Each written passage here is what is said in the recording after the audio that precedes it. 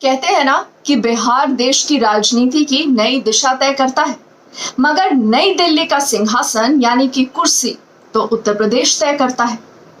बनारस से सांसद नरेंद्र मोदी भी उत्तर प्रदेश की बदौलत ही 2 टर्म से प्रधानमंत्री।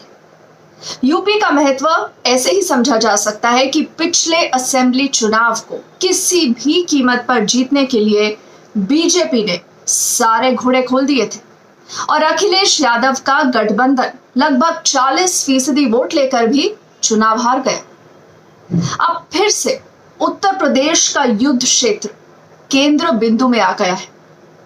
आपने हाल ही में यूपी में समाजवादी पार्टी के दफ्तर के ठीक बाहर एक बहुचर्चित पोस्टर देखा होगा, ठीक नीतीश और अखिलेश की दिल्ली में मीटिंग के बाद। और अब अखिलेश की पार्टी सड़क पर आ गई है।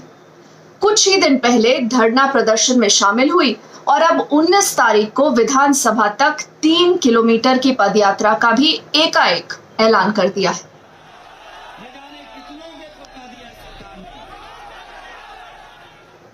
और 3 किलोमीटर की पदयात्रा तो सिर्फ शुरुआत है।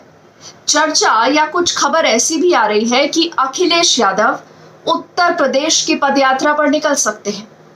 आपको याद होगा, अखिलेश पहले भी उत्तर प्रदेश में साइकिल यात्रा कर चुके हैं और समाजवादी पार्टी को 2012 में कहते हैं कि इससे सत्ता भी मिली थी। अब जबकि कांग्रेस भारत जोड़ो यात्रा को लेकर पदयात्रा कर रही है और कांग्रेस पिछला चुनाव आपको याद होगा उत्तर प्रदेश में अकेले लड़ी थी, लगता है अखिलेश भी हरकत में आ गए। कांग्रेस ये ऐलान कर चुकी है कि भारत जोड़ो यात्रा को अलग से भी अब सारे प्रदेशों में ले जाया जाएगा। हो सकता है अगले साल 2023 में हम पोरबंदर से परशुराम कुंड पहुंचेंगे।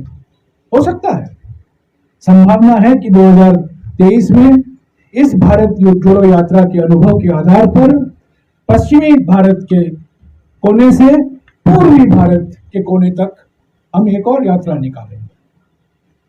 एक इंतजार कीजिए उसके लिए।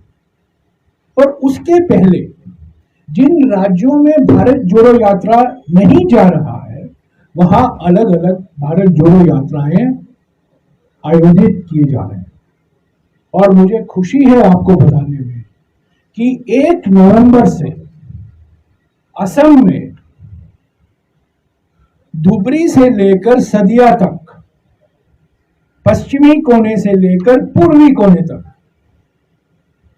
800 किलोमीटर लंबा भारत जोड़ो यात्रा असम निकाला जाएगा, जिसमें राज्य के सभी नेता और कुछ राष्ट्रीय नेता भी शामिल होंगे। कांग्रेस पार्टी तो अगले साल वेस्ट टू ईस्ट भारत जोड़ो यात्रा की तैयारी में है, जबकि मौजूदा यात्रा 4-5 दिन में उत्तर प्रदेश को बस छूकर निकल जाएगी।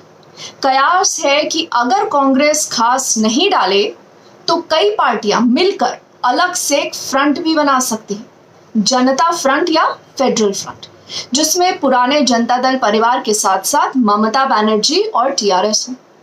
यानी कि कांग्रेस अपनी पुरानी जमीन खोजने निकल पड़ी तो जाहिर है कि प्रादेशिक पार्टियां भी अपनी जमीन को कतई नहीं छोड़ना चाहेंगी। अब कांग्रेस और अखिलेश दोनों ये घोषणा कर चुके हैं कि अब आगे से अपनी शर्तों पर गठबंधन करेंगे या फिर नहीं ही करेंगे। अखिलेश के सामने फिलहाल उत्तर प्रदेश में चट्टानी बीजेपी है। मायावती भी कहे तो एक प्रकार से बीजेपी के नजदीकी बताई जाती है। ऐसे में अखिलेश के लिए अपनी जमीन बचाना बड़ी चुनौती है और शायद अब अखिलेश भी पदयात्रा का रास्ता चुनने जा रहे हैं। फिलहाल तो विपक्षी एकता की मुहिम के बारे में कुछ भी स्पष्ट नहीं है। कांग्रेस अपनी पदयात्रा में मशगूल है।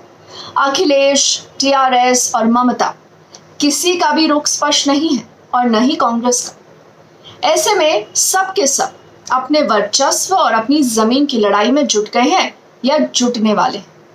कोई भी नहीं चाहेगा कि वो अपनी जमीन खाली करे, चाहे जमीन पर पैदल ही चलना पड़े। अगर आपने अभी तक मेरे YouTube चैनल को सब्सक्राइब नहीं किया है तो आपसे गुजारिश है कि न्यूज़ यू डोंट गेट को जरूर सब्सक्राइब करिएगा। कमेंट सेक्शन में अपनी राय, अपना फीडबैक, अपने सुझाव जरूर दीजिएगा। फिलहाल के लिए थैंक यू।